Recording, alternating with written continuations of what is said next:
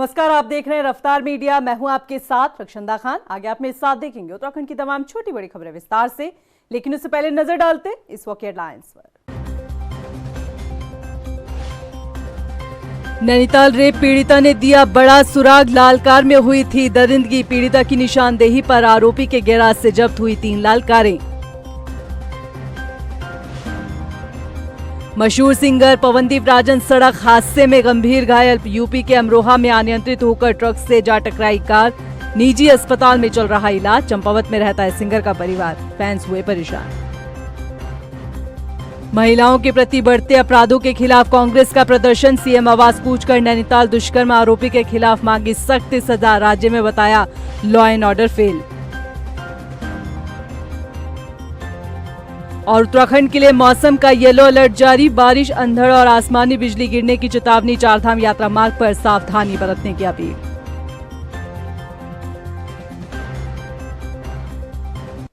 Headlines के बाद bulletin में खबरें विस्तार से, और बात सबसे पहले कर लेते हैं नैनीताल की। उत्तराखंड के नैनीताल में 12 साल की लड़की के साथ हुए दुष्कर्म मामले में अब पुलिस की जांच एक अहम मोड़ पर पहुंच गई है। जी हां, पुलिस ने आरोपी उस्मान की उस लाल कार को कब्जे में लिया है जिसमें दरिंदगी की इस घटना को अंजाम दिया गया था। मगर हैरानी की बात यह है कि आरोपी के पास 1 नहीं, 2 नहीं, बल्कि 3 लाल कार हैं। ऐसे में पुलिस के लिए लाल कार की गुत्थी सुलझाना बेहद जरूरी हो गया है। ये रिपोर्ट देखिए। नैनीताल रेप केस में क्या है लाल कार का राज? वो लाल कार जो क्राइम सीन पर थी मौजूद, वो लाल कार जो नैनीताल रेप के आरोपी के गैराज में थी खड़ी। क्या इस लाल कार में कैद है उस्मान के गुनाह के निशान? उत्तराखंड के नैनीताल में 12 साल की लड़की के साथ हुए दुष्कर्म के मामले में अब पुलिस की जांच एक अहम मोड़ पर पहुंच गई है। नैनीताल पुलिस ने आरोपी उस्मान की लाल गाड़ी को कब्जे में ले लिया है, जो इस पूरे रेप केस की सबसे बड़ी कड़ी साबित हो सकती है। दरअसल नैनीताल में मासूम से दरिंदगी के मामले में पुलिस ने जांच तेज कर दी है। फॉरेंसिक टीम ने आरोपी उस्मान के घर और घटना स्थल का मौका मुआयना कर सबूत जमा किए हैं। पुलिस के मुताबिक पीड़िता ने अपने बयान में ये कहा था कि उसके साथ दुष्कर्म लाल रंग की गाड़ी में किया गया था। इसके बाद बच्ची को गाड़ी से बाहर उतारने के बाद दोबारा गाड़ी गैराज से बाहर निकालकर सड़क किनारे खड़ी की गई थी।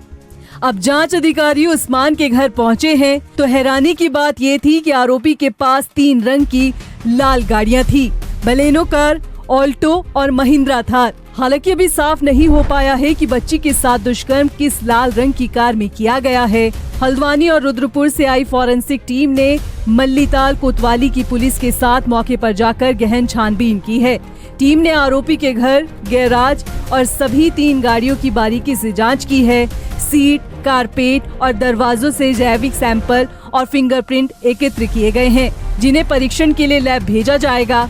आरोपी के घर में लगे सीसीटीवी कैमरों की डीवीआर को भी कब्जे में लिया गया है। माना जा रहा है कि हो सकता है कि इन सीसीटीवी फुटेज में कुछ रिकॉर्ड हुआ हो। टीम ने गैराज के हर कोने की जांच की है और वहां से कई संदिग्ध वस्तुओं को भी सील किया है। अब देखना होगा कि क्या ये लाल रंग की कार उस्मान के खौफनाक राज को खोल पाएगी या नहीं। देहरादून से ब्यूरो रिपोर्ट।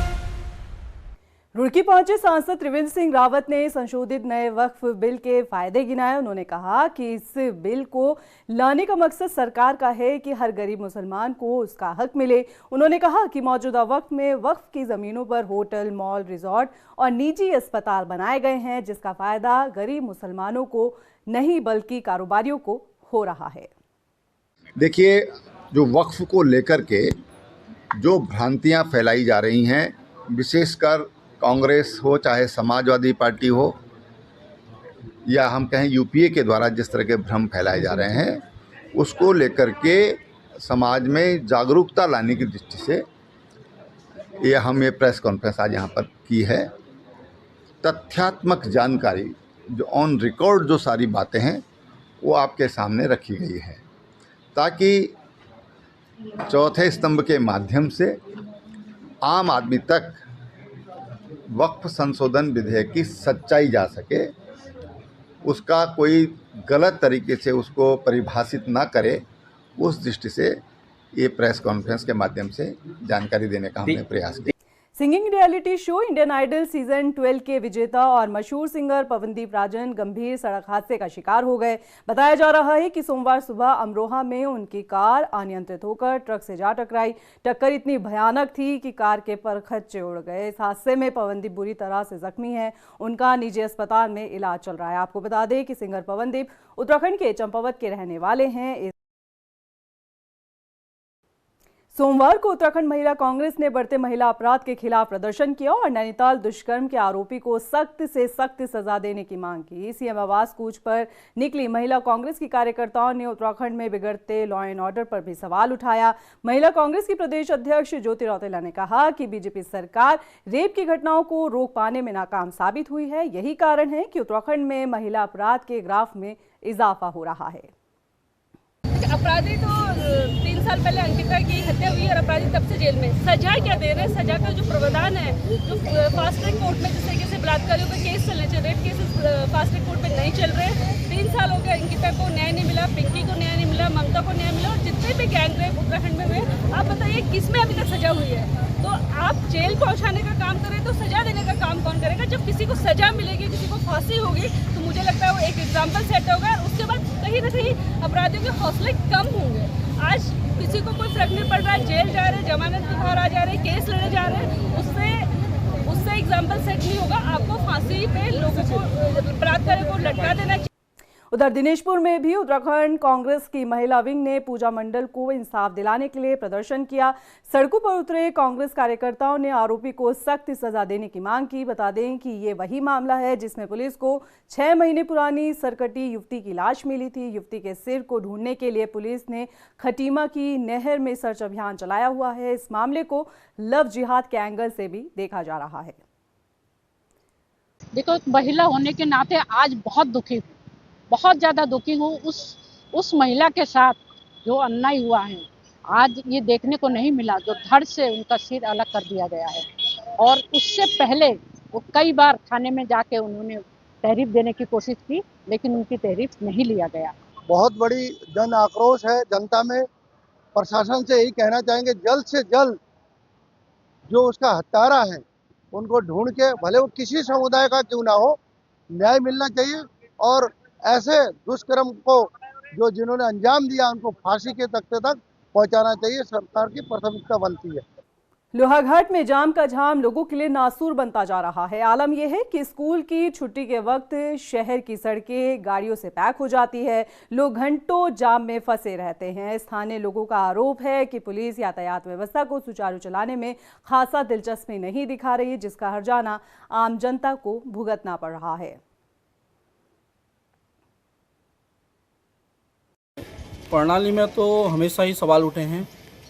हमने अपने कार्यकाल में भी अध्यक्ष जी की गोविंद वर्मा की तरफ समय पर भी बार बार कहा है कि हमें वन वे करा दिया जाए या स्कूल टाइम में एक ऐसी व्यवस्था की जाए जिससे कि आम जनता को कोई तकलीफ ना हो अपने बच्चों को ले जाने में, स्कूल छोड़ने लाने में, और किसी राहगीर को भी दिक्कत ना हो। लेकिन पुलिस प्रशासन इस बात को कभी ना सुन पाया है ना सुन रहा है। कभी कभी इन्होंने एक आध दिन इसका किया है पालन, लेकिन पूरी तरह नहीं कर पाए हैं। आज देखिए, आज कम से कम 1 घंटा त्रिंगा में जाम रहा। रुड़की के गंगनहर कोतवाली इलाके में बुजुर्ग महिला पर आवारा कुत्तों के झुंड ने हमला कर दिया। बता दें कि आवारा कुत्तों के इस हमले में बुजुर्ग महिला की दर्दनाक मौत हो गई। लोगों की माने तो बुजुर्ग महिला खेत में काम कर रही थी। इसी दौरान आवारा कुत्तों ने उन पर हमला किया। वहीं अन्य महिलाओं ने भागकर अपनी जान बचाई। मौके पर पहुंची पुलिस ने शव को कब्जे में लेकर पोस्टमार्टम के लिए भेज दिया है। देखिए, एक सूचना आई थी कि पाटली गुज्जर में एक महिला को, लगभग 60-65 वर्ष की महिला को कुत्ते के द्वारा काटकर उसकी मृत्यु हो गई है। इस पर मौके पे जाके देखा गया तो बाइट्स मार काफ़ी सारे थे और आज उनका पोस्टमार्टम कराया जाएगा। उसके बाद कारणों का सही पता चल पाएगा। जी, महिला की पहचान हो गई है, वहीं की रहने वाली है। बात अब मौसम की करते हैं। उत्तराखंड के लिए मौसम विभाग की भविष्यवाणी सटीक साबित हुई है। सोमवार को प्रदेश के कई इलाकों में तेज बारिश देखने को मिली। बताया जा रहा है कि मौसम विभाग ने 8 मई तक मौसम बिगड़े रहने के आसार जताए हैं। मौसम निदेशक विक्रम सिंह ने बताया कि राज्य के लिए बारिश, अंधड़ और आसमानी बिजली गिरने का येलो अलर्ट जारी हुआ है। उनका कहना है कि विशेषकर उत्तरकाशी को 8 मई के लिए रेड अलर्ट में रखा गया है। बिल्कुल, देखिए बारिश की एक्टिविटी के लिए जैसे पहले बोला था कि 6-7 तक तो कंटिन्यू करेगी, इस तरह हमने बोला ही था। और उसमें अब देख रहे हैं, आज आपकी 5 तारीख है मई की, तो 5, 6, 7, 8 तक की अगर देखें तो ज़्यादातर जगह बारिश है। 8 में हालांकि थोड़ी कम हो जाएगी, लेकिन अंदर के डिस्ट्रिक्ट में अच्छी खासी बारिश हो रहेगी। तो आज अगर देखें तो अनेक जगहों तक में प्रदेश में वर्षा मिलेगी और हल्की से मध्यम मिलेगी।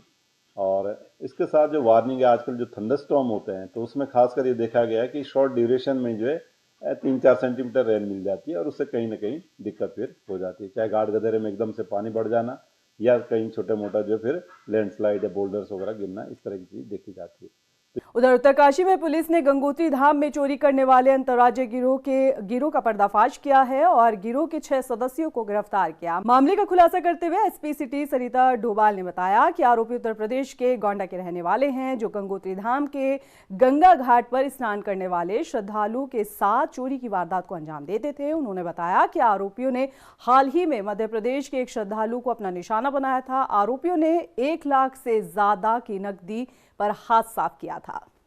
कंप्लेनेंट थे, उनके द्वारा थाना हर्षिल में कंप्लेंट की गई थी कि गंगोत्री धाम के दर्शन के दौरान उनकी जो कपड़े हैं वो चोरी कर लिए गए और जिसमें उनका लगभग 1 लाख से ऊपर के कैश और इसके अलावा मोबाइल और आधार कार्ड वगैरह थे। इस संबंध में सूचना प्राप्त होने के बाद त्वरित कार्रवाई करते हुए जो वहाँ की सीसीटीवी फुटेज है उनको देखा गया, आसपास के लोगों से पूछताछ की गई तो एक जो है गाड़ी को शॉर्टलिस्ट किया गया जिसमें कि ये संदिग्धों के होने के संबंध में सूचना होना प्राप्त हुआ। तो चेकिंग हमारे द्वारा की गई। चेकिंग के दौरान ही हर्षिल गेट पर जो है गाड़ी को रोक लिया गया, जिसमें से कि ये 6 लोग जो है अभियुक्त उनकी गिरफ्तारी की गई।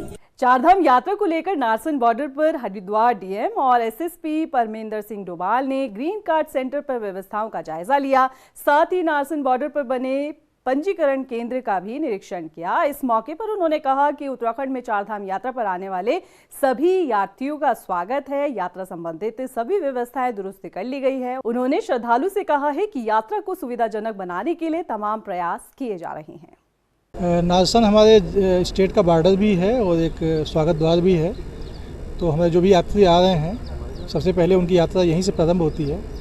तो ऐसी दशा में यहाँ पर ग्रीन कार्ड बनाने की व्यवस्था की गई है। अभी जो वाहन आ रहे हैं उनके हिसाब से 2 काउंटर बने हुए हैं और अधिक काउंटर आवश्यकता पड़ने पर बढ़ाए जाएंगे यहाँ पे, तो उन लोगों को ग्रीन कार्ड बनाने में कोई दिक्कत ना आए। उसके अलावा जो भी लोग यहाँ पे आ रहे हैं उनका रजिस्ट्रेशन भी चेक किया जा रहा है। कुछ समय में नारसन बॉर्डर से कुछ ग्रीन कार्ड्स को लेके कुछ गतिरोध के संबंध में कुछ बातें हमारे संज्ञान में आई थी, जिसमें डीएम साहब और मेरे द्वारा भी नारसन बॉर्डर का निरीक्षण किया गया है। इसमें यात्रियों को आने वाली असुविधाओं के संबंध में भी एक ब्रीफ मीटिंग इनकी ली गई है और उसमें किसी भी तरीके से कोई भी यात्रियों को कोई असुविधा ना हो, खासकर ग्रीन कार्ड को लेके या अन्य कुछ सुविधाएं जो नारसन बॉर्डर पर दी जानी है उस संबंध में इनको अवगत करा दिया गया है। फिलहाल के लिए इस बुलेटिन में इतना ही। मुझे दीजिए इजाजत, लेकिन चलते चलते नजर डालते इस वक्त की हेडलाइंस पर। नमस्कार। नैनीताल रेप पीड़िता ने दिया बड़ा सुराग, लाल कार में हुई थी दरिंदगी। पीड़िता की निशानदेही पर आरोपी के गैराज से जब्त हुई 3 लाल कारें। मशहूर सिंगर पवनदीप राजन सड़क हादसे में गंभीर घायल। यूपी के अमरोहा में अनियंत्रित होकर ट्रक से जा टकराई कार, निजी अस्पताल में चल रहा इलाज। चंपावत में रहता है सिंगर का परिवार, फैंस हुए परेशान। महिलाओं के प्रति बढ़ते अपराधों के खिलाफ कांग्रेस का प्रदर्शन, सीएम आवास कूचकर नैनीताल दुष्कर्म आरोपी के खिलाफ मांगी सख्त सजा, राज्य में बताया लॉ एंड ऑर्डर फेल। और उत्तराखंड के लिए मौसम का येलो अलर्ट जारी, बारिश, अंधड़ और आसमानी बिजली गिरने की चेतावनी। चारधाम यात्रा मार्ग पर सावधानी बरतने की अपील।